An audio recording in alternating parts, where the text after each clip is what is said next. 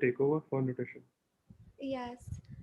Hi everyone. I think thank you, Max. Firstly, I think he made it pretty much clear that immunity and how immunity works, and the last graph made it pretty much understandable that yes, comorbid conditions have some or a very large impact on how COVID has an effect on us. So I think before I dive into how nutrition helps and everything, lately in the last 2 years from the time COVID-19 has hit us, everyone has started taking a pill. And just for me to get a understanding about it, I would like it everyone can just tell me in the chat what is the most common supplement that they've been taking. Anyone, whatever you all are taking that you thought you read on WhatsApp or someone suggested to you or said, ये supplement खा लो इससे immunity बढ़ जाएगी और ये कर लो इससे आपको COVID नहीं होगा. Anything like that, just let me know in the chat what is the most common supplement that you all have been taking. And later, after we're done with the nutrition part, I think it's better for us to understand whether do you really need a supplement or I think it's fine to go without it. So let's look at our first nutrient, vitamin C. Vitamin C is also called as ascorbic acid. It is a water soluble vitamin. Water soluble as in हम जितना भी खाते हैं हमारी body उसको store नहीं करती है. It has been thrown out from our body. Hence, it is called as a water soluble vitamin. It has a very important role to play in because it is an antioxidant. Now, to make antioxidant term a little bit understandable, let us say uh, there are free radicals in our body. Free radicals जैसे समझ लो COVID-19 हो गया. Example, imagine free radicals are COVID-19. An antioxidant is a vaccine.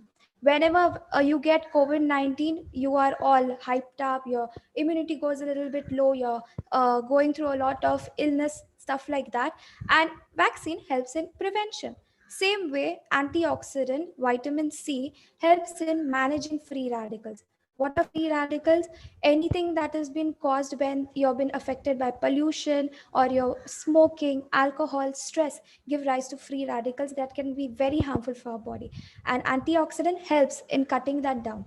Hence, vitamin C is a very important molecule that has antioxidant properties. It has been also said that it has been proven to help in respiratory infections and cold. Now, here are some foods that are rich in vitamin C. Our daily requirement for vitamin C is 40 mg. Did you know, just a fun fact, just having 2 amlas a day, you can meet your daily requirement of vitamin C?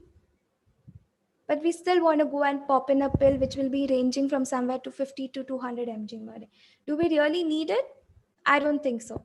Just having 2 amlas a day और नींबू का पानी हो गया, वरना guava fruit हो गया, वरना cabbage leaves हो गए, cabbage के पत्ते हो गए, spinach leaves हो गए, chili, capsicum, कच्चा form, you're done with meeting your daily requirement of vitamin C. Why pop in a pill? Hence, that will be my take on vitamin C.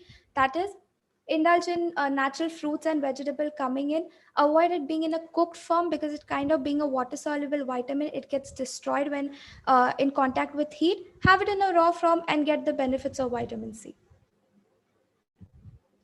Vitamin D, also called as the sunshine vitamin.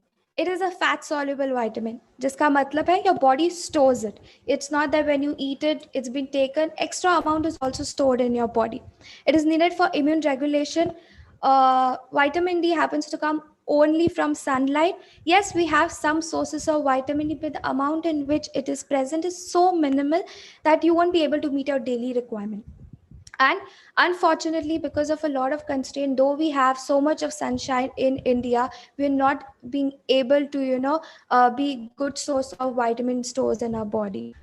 There are a few reasons to why many people are deficient of vitamin D is a skin color. If you're somewhere on the darker side, the absorption of vitamin D is very low compared to people who are fair. And age also plays a factor. If you're older, the conversion of vitamin D in your body, in your skin, also gets affected. So, do we really need to take a pill? Get a blood test done, because since being a fat soluble vitamin, and if you're going to go on popping a pill, there are chances of toxicity happening in your body. Hence, my suggestions would be, if ever you come across someone telling you, what vitamin D is needed for immunity, yes, it is. But do you need to take a pill? Get your blood test done, see if you really need a pill, and then take a pill. Just to get a heads up, a second question for y'all will be: does anyone know what is the deficiency rate of vitamin D? Y'all can just tell me in a percentage form in the chat box, and then let's see what is your take over it. And Pavit, you can just give me a heads up on what majority of the people thinks the vitamin D deficiency rate is.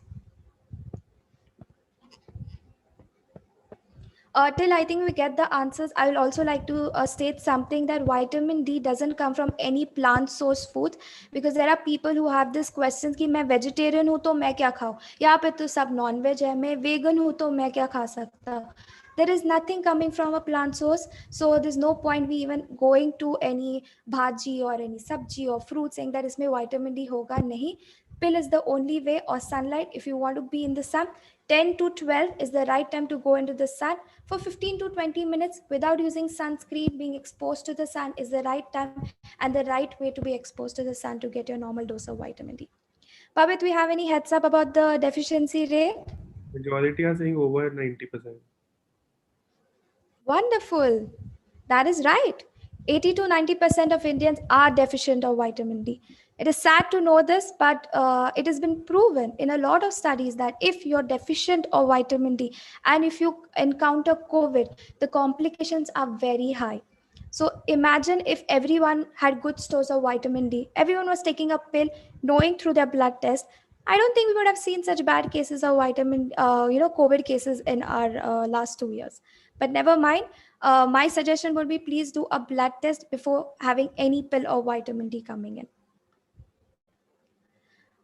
Zinc. It is called as a trace element, Q. It is a very important mineral coming in our body. That it has been proven that in order to have a better immunity, zinc plays a very important role. Did you know a fun fact? Men kind of have more levels of zinc compared to women because zinc is stored in the muscles and men have more muscles. Hence, it has been said that men's stores of zinc is quite higher compared to women. It has also been said that zinc has beneficial effects in COVID-19. Now, do we need a pill? Let's see. Though we have a lot of vegetarian foods and non-veg food, basically first source goes to non-veg, where you can go for red meat, oysters, seafood, has a beautiful amount of zinc coming in. And the second vegetarian source mein rahega cashews. Yes, cashews. If you like cashews, please do indulge in it. But how much? Handful. That's it. Not someone who like chalo abhi Madhura ne bol diya cashew khana hai, to I'll sit with a packet of cashew because it's a good source of zinc. No, we don't want anything in excess is bad. A handful servings of cashew coming in because a beautiful source of zinc, you can definitely indulge in that. Then we have chickpeas, pumpkin seeds, sesame seeds. These are very good source of zinc coming in again. Iron. It is sad that India has a lot of iron deficiencies being observed specifically in the female reproductive age. And though the percentage keep varying based on the age, but do we need a pill for the supplementation during iron? Let's see. Iron is a very trace important mineral because it is required for carrying oxygen throughout our body. If people who is anemic definitely need a pill. But if you have heard someone saying that, hey, iron helps in boosting your immunity, take a pill. No, please don't take a pill for iron until and unless it has been prescribed by your doctor. Instead, if you feel, have normal food sources that can come in iron. There are two kind of iron sources that we get. Heme iron, जिसे हम बोलते हैं non vegetarian food, and non heme iron जिसे हम बोलते हैं vegetarian food. Haem ion में अपना चिकन हो गया, मटन हो गया, ऑर्गन मीट हो गया. पर अगर कोई वेजिटेरियन है एंड ही इज थिंकिंग अभी मैं क्या खाऊं, मैं तो अंडा नहीं खाता, मैं दूध भी नहीं पीता, तो मुझे आयरन कहाँ से मिलेगा? We have vegetarian sources for iron too. Halim seeds, they rank the topest in iron stores. Halim ka laddu every day for people who feel they are low on iron. Just indulge in a halim laddu coming in. Poha being a beautiful breakfast option. Have poha on regular basis. Chickpeas can also be methi, palak, all your dark green vegetables coming in. But there's a but involved in vegetarian food. The absorption level in the body is pretty weak when it comes to the vegetarian sources of iron. How can you enhance it? Combine it with a vitamin C food. Yes, the absorption levels get better when vegetarian sources of food are been combined with iron food. Sorry, are been combined with vitamin C rich foods. How can you have it? Poha पे थोड़ा सा नींबू छिड़क लो, खत्म हो गया. You can chop some tomatoes and put it in your poha, you're sorted with that. Roasted चना का सैलड हो गया, उसमें आप टमेटो नींबू चिली डाल दो, that is also good source of vitamin C coming in. There are these small modification and changes that you can do in order to enhance your iron stores coming. One small fun fact that I would like to share. Uh, Eggs happen to be a source of all the nutrient, everything. Egg is always said a complete food, but it lacks one nutrient. Can someone tell me in the chat box what is that one mineral or vitamin that eggs lack? Please don't Google. Just think out of your box and tell me what could that answer be. And Pavit, do let me know what the audience have to say about it. Till then, I'll talk about the immune system and microbiome. Okay, so we have our gut, and in that gut, there's this big community of chotu microorganisms that stay, which have a very important role to play in our immune system. Yes, there are good microbes and there are bad microbes also, but it is very important that your gut is on a happy side. If you knew that a hormone called as serotonin has been produced by your gut, which is called as the happy hormone, and if your gut is happy, I think everyone is happy all the time. Here we have foods that are actually beneficial for the happy gut hormone. We have prebiotics and probiotics. What are prebiotics? Prebiotics are basically food for the gut microbes. These are basically the fiber in these foods that actually help the gut microbe, the happy good gut microbe to develop. जैसे oats हो गया, onion हो गया, garlic हो गया, wheat bran हो गया, केले हो गए. And probiotics are food that have what do you say, those microorganisms that are good for the development of the community in your gut. One of the best thing India has, fermented foods. Yes, don't indulge in buying anything out of the box. Just have your idli, dosas, uttapam, appam coming in on a regular basis. Your bhaturas, I think I'm talking to the north side, so I think let's not forget our bhaturas coming in. Yes, bhaturas are, I know it's maida, but it's okay. It's a fermented food. Coming once in a while is not a problem at all if you're eating in the right way. Normally, what happens with bhatura? People end up eating more of bhaturas. Ittu sa chola hota hai, and there are like 3 or 4 bhaturas coming in. That is something of a problem for me. If you're having your bhaturas, yes, please have it because it has been there in our life since years, and I don't think we want to take the bhaturas out of our eating ever. But increase the chole quantity, put some salad in your meals, make it more colorful, and there you can indulge in your bhaturas coming in. Your buttermilk, chas, oh my god, such a beautiful drink we have. But what do? Nahi, we'd rather go for a tetra pack something coming in. Why? Just indulge in your lassis, khara lassi, meetha lassi, your buttermilks coming in. Don't forget those drinks. Those are very important for your gut and to keep a happy gut coming in. Pavit, any uptake on what did people have to say about the egg nutrient that's missing? Vitamin C and iron. Very good. All those who said vitamin C, definitely correct. But eggs have iron. Vitamin C is the only nutrient that is not there in the egg. Otherwise, it is a complete food. It has everything. That's why, do we remember Amitabh Bachchan saying Sunday ho ya Monday, roj kha one day? This is the reason why. It is a complete food. Yes, indulge in eating 1 or 2 eggs daily until and unless you don't have any other medical issues. But yes, egg is a beautiful food and you can indulge in having it once or twice in a week. And later, I would like to use this platform to talk a little bit about SOVA Health also. I would like to show you all a small journey of one of our client, and it was very nice to share this with all of you all. We had this client who came to us with a fatty liver and a real high levels of bad cholesterol. Let me be honest, without any fat diets, without being on any restrictive diets, without saying ye nahi khana, wo nahi khana, strictly unke piche padna, nothing was done. No, we didn't tell him to buy any expensive product. Ghar ka khana, yes, ghar ka khana, and small changes in his small eating patterns. And here you see the change in him. Within 3 months, he lost almost 9 kgs, and he was able to improve his bad cholesterol levels, and his fatty liver also got better.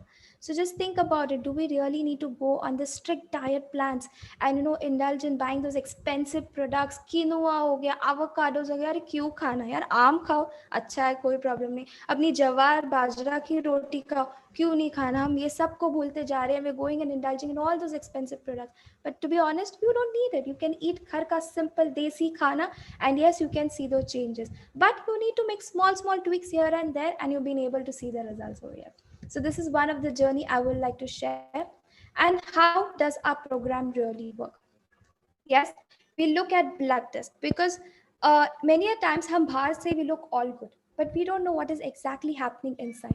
So we look at blood tests as keeping them as goals. We see, okay, is there something wrong inside also that we want to focus on and work on it. Then we learn it, we understand it, we try to work on habit changes. We work because क्या हो जाता है, अगर मैं आपको diet plan दे दूँ तो आप 1 महीना कर लोगे, 2 महीना कर लो, but can you follow it lifelong?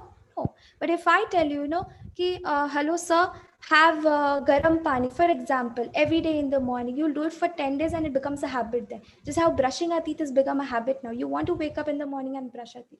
Hence we work on habit changes. Small habits have been told and we have actually seen changes in that. And then yes, we see improvement in our blood levels and people's whatever goals they come up with. Like I mentioned, no diet chart, no restrictive diets, and no staying hungry. No one on our program stays hungry. No dudi juice day, no keto diet, no Atkin diet, none of those fat diets we follow. Like I said, ghar ka desi khana, and people see the changes that they have to see. And yes, last but not the least, we do have a 40% discount for all of y'all to join our program. Pavit will anyways be sharing some of the details in the chat. Please do have a look. And we have a trial pack also wherein we'll be happy to have you all on board and help you all have a beautiful transformation in your journeys and whatever goals you'll have. And thank you so much. And definitely before we go to the question and answer round, I heard that you all have a Tambola session later. It is so nice to see that you all are having a Tambola session, but a small tip, please don't indulge in samosas and chips and everything during the Tambola session. Make it a more healthier session. And I think it will be wonderful, to have such sessions coming again and again. Thank you so much. I think we are ready for some question and answer round for everyone.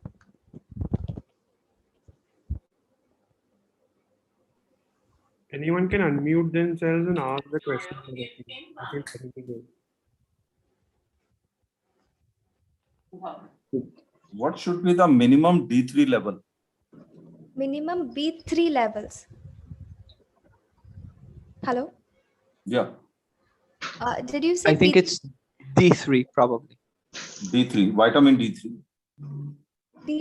Vitamin D. Yeah, so the cutoffs for vitamin D levels, they change between different association and providers, but usually the insufficiency level is set as between 20 and 30. And below that, it's considered to be deficient. For our patients, we always try and keep it in the 40s and 50s, because we understand that since there's no stores of this vitamin in the body, very little through fat. If it's not an obese person, then we want to keep it like that. If it's a person that was very obese and is losing weight rapidly, a lot of the vitamin D would go back into the system. So if you're both on a supplement and you're losing weight rapidly, the dosage would need to be adjusted.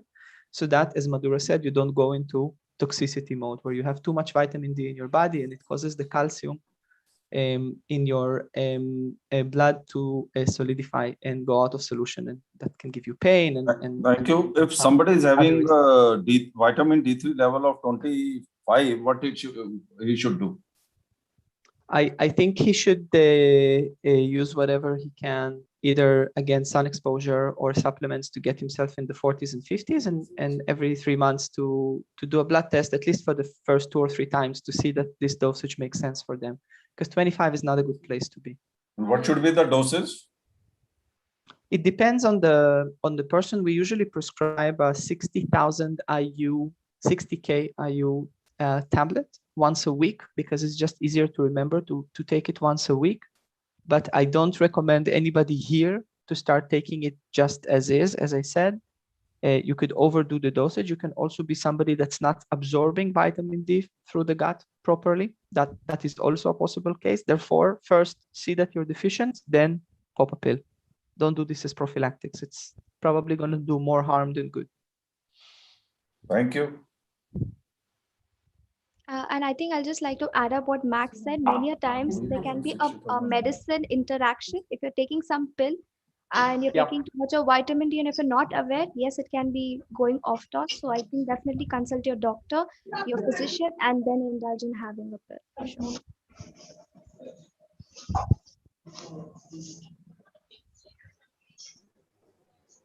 One asked, is A2 cow milk a good source of vitamin D? No, not at all.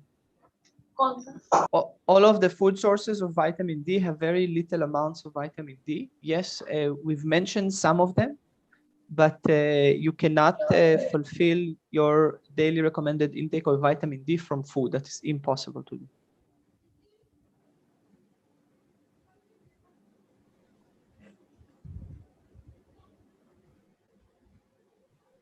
Are protein supplements intake for gym in adequate level helpful? Our usual line is that protein should be taken from nutrition because, first of all, a lot of the supplements that we're seeing in the market that our patients are consuming usually are containing either some sort of hormones that should not be there, or they containing very high levels of certain electrolytes. So we had people coming to the program on protein supplements and having very high phosphorus in the blood, which is not because the protein that was used probably in the supplement was of poor quality. So that's aside, yeah. And then we had to stop them because it can actually hurt the kidneys. But and this is cases that happen to us personally, right? I'm not saying something that I don't personally see. For other protein supplements, if they're of high quality and they have a good breakdown of amino acids and they're not very calorie dense, which often they are, which means they have a lot of calories per scoop, even in the protein.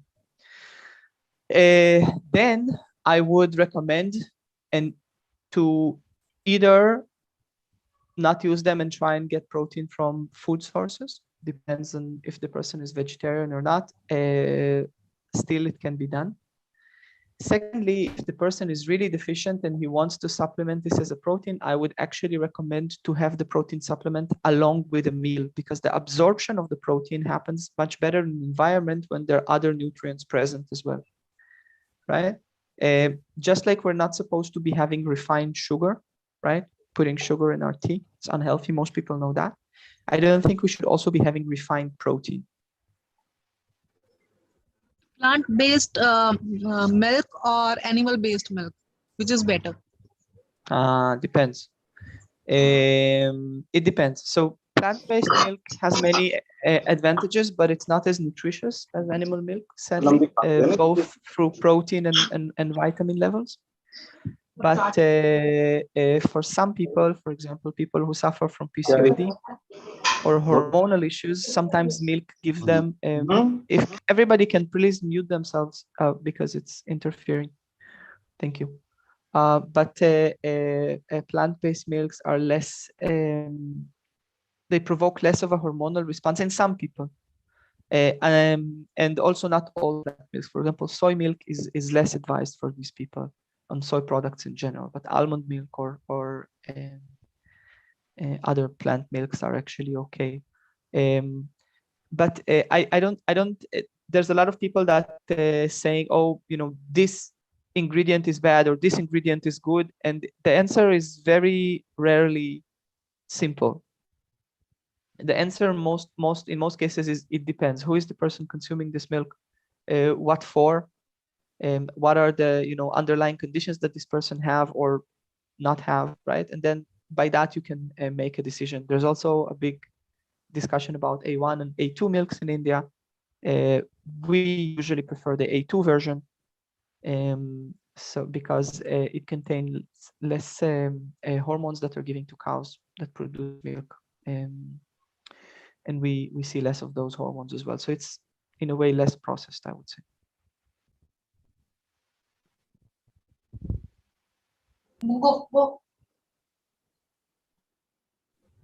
Again, how many glasses of lemon water fulfills the day's need? Sabraj asked this question.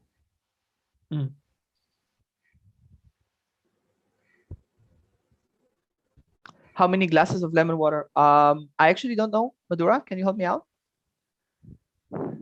For vitamin C stores, lemon happens to be not that good source, though we say Nimbu is the best source. But if you want to indulge in just lemon water, having 3 to 4 glasses is fine. But then you will be adding refined sugar, like Max said. There'll be more sugar coming in with your Nimbu pani again. So if you want to go Nimbu pani without sugar, please go for 3 or 4 glasses a day, no problem at all. But don't overdo on it because it also leaches out calcium. So we don't want too much of Nimbu pani coming. I think that whole fruit would always be preferred over fruit juices because it also contains the fiber. So lemon is very sour, but it also contains quite a bit of sugar, just the lemon itself. And this is something that gets missed because it's also very sour, right? So you think that it's sour, but it's actually sweet and sour. Consuming whole fruits is actually a very good idea, or even a tomato is actually a very good source. If you're just having a tomato as is kacha, as they say in India, raw, that's even better, right? You can actually go, I think Pavit is posting the link in the description, and sign up for our app. It's free. And there, if you have a blood test installed, then you can actually go and look at the different superfoods that you can by parameter. And it's quite educative about, which are the better sources for certain nutrient, and the daily recommended intake is also included there, so you can see how much of the your daily requirement this amount of item would actually provide. How good is ACV?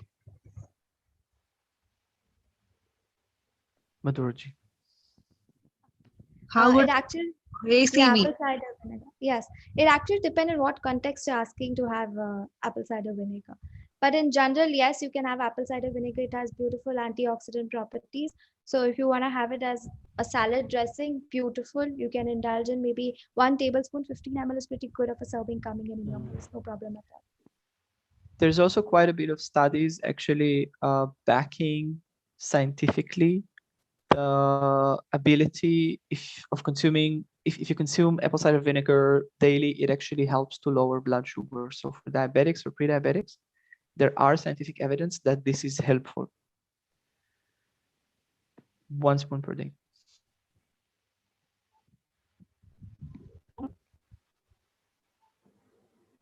Biscuits are bad for health. Is it true for digestive biscuits as well? Extremely true. I'll give you a very easy cutoff. Okay, all processed products, every product you buy that comes in a package, look at the nutrition facts. Okay, if there's more than 6 grams per 6 grams of sugar per 100 grams of product, it's a bad product. Don't buy it. Those products are not easy to find where it's less. On the SOVA website, you can actually come and sign up. We have a store where we refer you to products that are actually healthy. You can see the criteria that we use to choose them. Madhura and other nutritionists at SOVA Health are actually curating and looking at every product in that store. So you can come and you know that all products in this store, all biscuits, all noodles, or there's a bunch of different products, breads, cheeses, whatever you want there is healthy for you. And you can buy it without fear, and you know that you're going to be doing your health a favor. We also have a second layer. If you have a recent blood test, you can upload it into our system. And for example, if there's a cholesterol issue, we can start actually recommending your system. We'll start recommending you products that are actually good for lowering cholesterol, right? So not only all products are healthy, but if you have a blood test, they can actually be personalized for your specific needs. But as I said, any biscuit, anything you buy, you can just look at the nutrition facts. If you see there's more than 6 grams of sugar per 100 grams of product, don't buy this product. It's bad for you. I have a question. Well, in India, we often hear in local parlance or from our elders that certain foods are incompatible with each other. So can you throw some light on this? Like, for example, if we take something which has citric acid in it, for example, a lemon with milk, the two are not compatible. So the kind of digestive juices that our system will release to digest those foods, they will be incompatible with each other. Okay, so I think that everybody in India actually do take milk and lemon because everybody makes paneer, right? Yeah, we do. Maybe. I'm not an expert on Ayurveda or on traditional types of medicine. Maybe Madhura can comment more. But I know there's certain foods that are actually compatible with each other. With citric acid, like vitamin C, right? It's going to be a very good idea to spread it all over your leafy greens, over your palak paneers, if you want to absorb the iron, right? That actually helps a lot. Sorry, can you say that again? So Madhura mentioned that there was a slide about iron, right? And there's a lot of lacto-vegetarians in India, and a lot of those are actually iron deficient because they're consuming iron from plant sources, which is a bit less available than the iron from the animal ones. But it doesn't mean that you have to be deficient, right? For example, if you're having a source of iron, which means palak is a very good source of iron, right? You can, the iron would go into your stomach, but it would be absorbed in a very low efficiency, right? Most of it was not going to be absorbed. Most of it is just going to go right through you. And the reason for that is because the stomach, the environment in the stomach is not supporting the iron to go into the form that it needs to go into be absorbed, right? Iron has two ions, right? +2 and +3. If it's and one of them is better than the other for the stomach to absorb and use. So if you add acid all over your iron source, in this case palak, then you'll absorb more of the iron and you'll have a better benefit, right, to the iron. For another example would be vitamin D. If you're taking your vitamin supplement or source and you're actually having milk with that source or something fatty, since vitamin D is a fat soluble vitamin, it actually helps it to be absorbed into your bloodstream more if you have it with something fatty. So we always kind of recommend our patients, if they're taking a vitamin D supplement, hey, you know, some nice haldi doodh or just a glass of milk with your supplement will actually do you good. And the same with iron, as I said, and there's several such examples. I personally don't know of foods that are not compatible with each other. Of course, if you're consuming lemon and milk, this is something I tell to my kids, it's probably going to make you throw up. So I'm sure there's merit in what you're saying as well, but I don't know, you know, scientifically on foods that are well, you talked of compatible foods. One came right to my mind right now. Do you mind if I share it with the audience? Please, sure. We all, since you were not much familiar with Indian foods, we all, like, we are Punjabis, so we love to eat sarson ka saag, you know, with the butter, with loads of butter on it. So now sarson ka saag is like rich in iron and vitamin A. So vitamin A is a fat soluble vitamin. So when we have it with butter, basically we are ensuring that we consume loads of vitamin A from that diet. First of all, ma'am, मैं देसी गोरा है, मैं पंजाब दा पुतार, no, honorary Punjabi. Good to have you on board. Just kidding. No, but I do know quite a bit about Indian food. Ayurveda is where I kind of, you know, I draw my line. But specifically for all the Punjabis in the crowd, you guys are our best patients, because the way Punjabis eat is usually not very healthy. Very tasty, very happy, but not very healthy.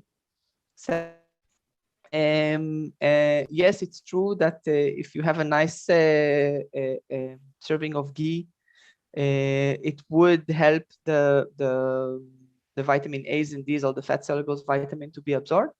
But usually we don't recommend our patients to have more than 1 tablespoon of ghee per day, because it also is very, very rich in saturated fat, and cholesterol is a huge problem in India, right? Heart disease and diabetes, which are combined, are leading causes of death in India and in Punjab specifically, actually more than that. Delicious food though, really delicious food. I can't say enough how much I love Punjabi food. I have a follow-up question to this, if you would like to indulge me a little more. The question is that, when we talk of a balanced diet, we talk of normally 1 to 2 teaspoons in a day is the dietary requirement of fats. And if we... Depends on the fats. Already in the system, you mean to say? Or the type of fat They're that different, we're consuming? The type of fat that you consume. Okay. So 1, I would like you to elaborate a bit on that. 2, there is a fad or a belief in our minds, which I think I would like you to throw some light on, that if we eat more fat and we exert it out as well, so does it balance it out, or a person with the different lifestyles have a different fat requirement, is what primarily I want to ask. I'll give you an example. Okay. First of all, nobody really exerts fat. Fat is either broken down or stored. Nobody exerts fat. Some in the stool, but let's not get very technical. Hello? Am I still audible? Yeah, you are audible. Oh, my screen just froze. Sorry. A very good example would be, as Madhura said, somebody would come to us and he has vitamin B12 deficiency. And this person would eat eggs and we say, great, you should eat eggs, right? It's very good. But some people, more often than not, would come to us with a B12 deficiency and high cholesterol. And then we say, egg is good, wholesome, very healthy food, but it's not really good for you in the amounts that it's good for a person that doesn't have a cholesterol problem, because eggs are also very high on saturated fats, right? Animal fats, fats that are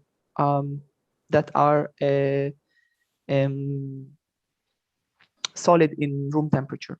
Okay, butter, for example. Ghee is a bit of an exception because it's refined fat, it's saturated, but it's a different type of a fatty acid chain.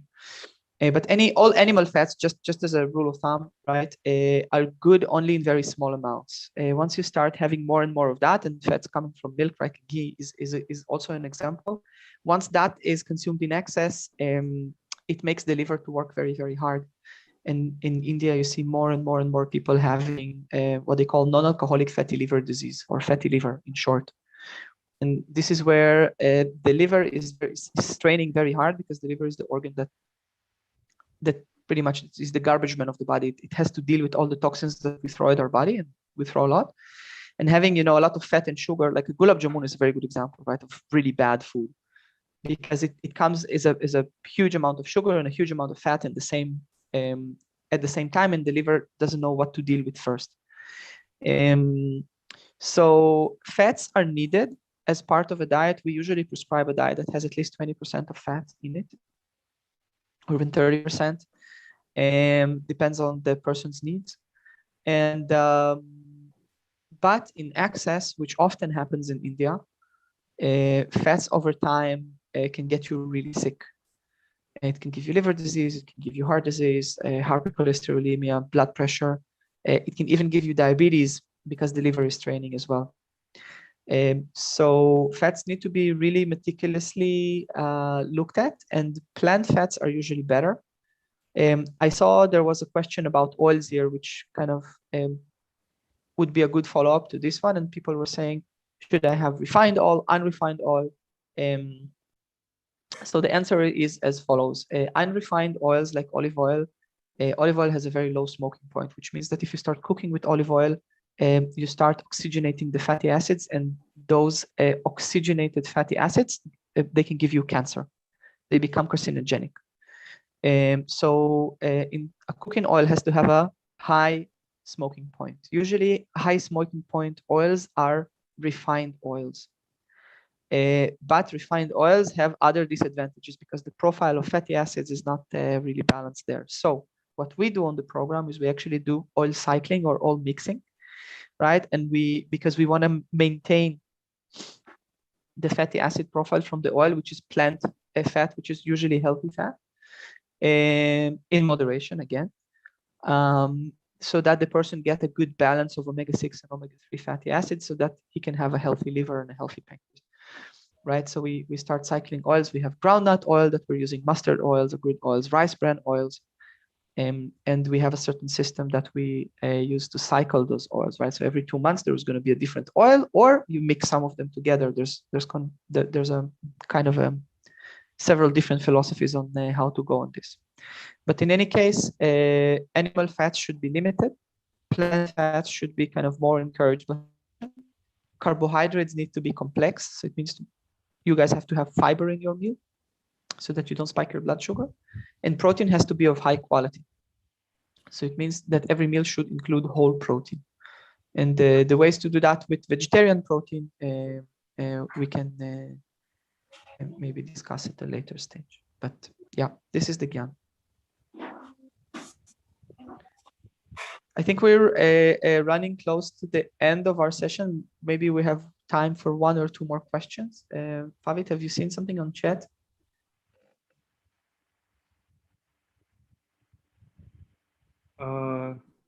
Any good source for vitamin C other than amla? Doctor advised avoid amla for skin issue.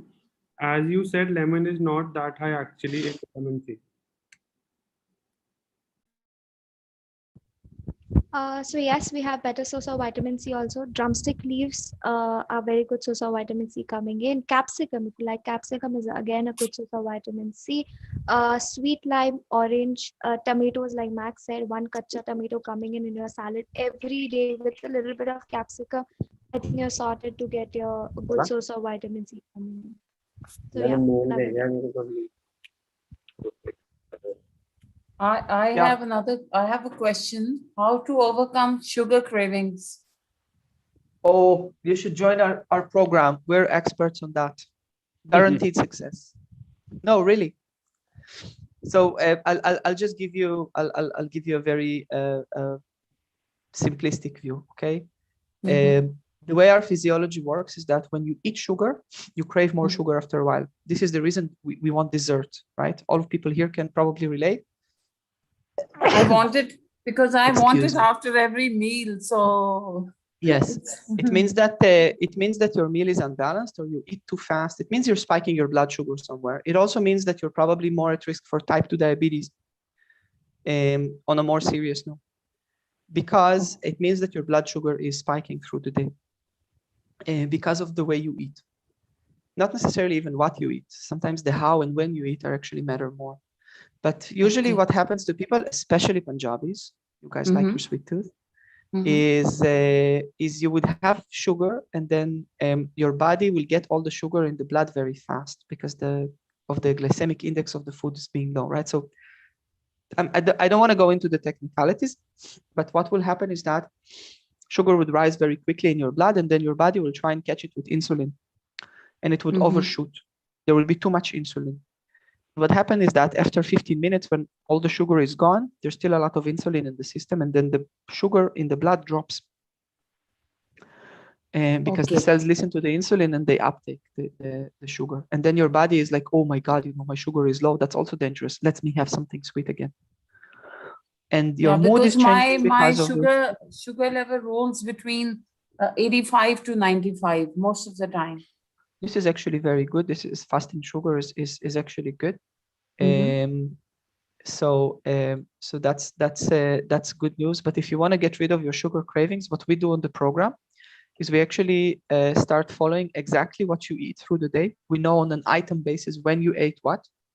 This is something that we do throughout. And then Madhura or another nutritionist will actually come and start saying, oh, ma'am, see here and here and here and here is where you're going wrong. Here is what you can do.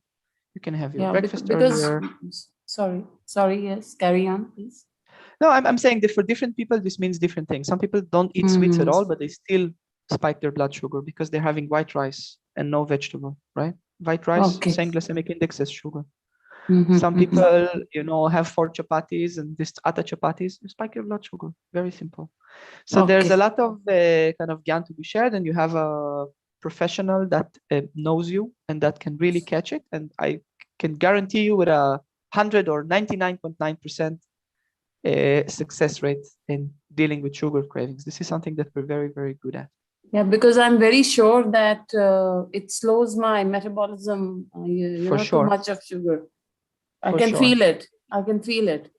So, yes, it's true. So you're a perfect candidate for us. Please, we'd love to have you. Okay. So how do we go about it? Are you based here in Chandigarh? We are a digital service. We're present in more than 60 different cities around India. Okay. The way we work is that when you sign up and you fill a questionnaire, we curate a blood panel based on your answers. We send a collection to your home. A phlebotomist can come to your home, and in Chandigarh, I think we're present as well. and then we start getting on consultation. So yeah, I'm sure Pavit has posted the website link in the description. The website address is sova.health, as you can see in the upper part of the screen. Sure, and you can just I'll go get and back sign to up. you. I'll get back to you. Yeah, sure. Very happy to. Thank you. Thanks indeed. Sure. Last question, and we're off.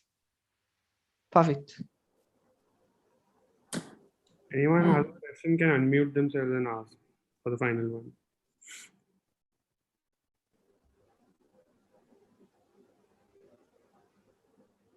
Okay. I see we had a Max, question. There's Yes, a quick please. question on sunlight. I can see it in the chat box. Mhm. Is early morning a better time or 10 a.m. to 12 p.m.? To tell you the truth, if you go and you read online, even in the physician association, they would say, go and spend 15 minutes in the sun. I have a lot of people on the program. Really many people that telling me, Max, but I do spend, an hour in the sun all day. I walk in the sun. My daily walk is in the sun. I don't wear sunscreen. I have short sleeves, and those people are deficient. So I am not a big believer in exposing ourselves to the sun because for whatever reason, I can see that still these people are still deficient. I am sadly a big believer in supplements in this case. I guess I don't know which sun is better. The strongest sun, of course, is midday sun, right? The size up in the sky, and exposing yourself to the sun for extended periods of time can give you other types of skin damage that are probably not advised. So either morning, either 10 to 12 or 4 to 6 type of sun is probably better because it's a bit gentler in terms of the UV radiation. But I'm just not a big believer in exposing yourself to the sun and actually giving you ample vitamin D specifically for India, because I just see it in the blood test. I just see people are really deficient. So a blood test is a good idea to even understand.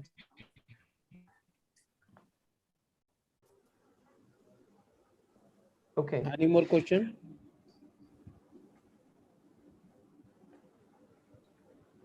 Yeah, I think we can call it a day. Thank you everybody for joining. It was a pleasure talking to you. And if you feel like you have a family member or yourself that is dealing with a chronic disease, or yourself you're aware that you have a history and you want to prevent it, please come and join our programs. We're very good at what we're doing, and we'll be very happy to help you. Take care and stay safe. Bye-bye. Thank you so much. Thank you so much, sir. Thank you so much, sir.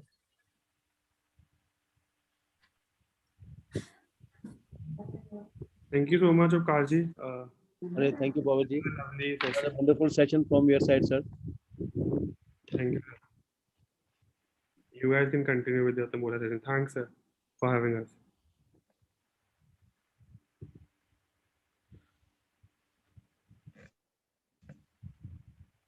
Sir, Kapoor sir आ गया है. Should we start with Tambula? Yes, sir. He joined, sir. वो तो पहले ही आधा घंटा पहले ही आ गए, sir. हाँ.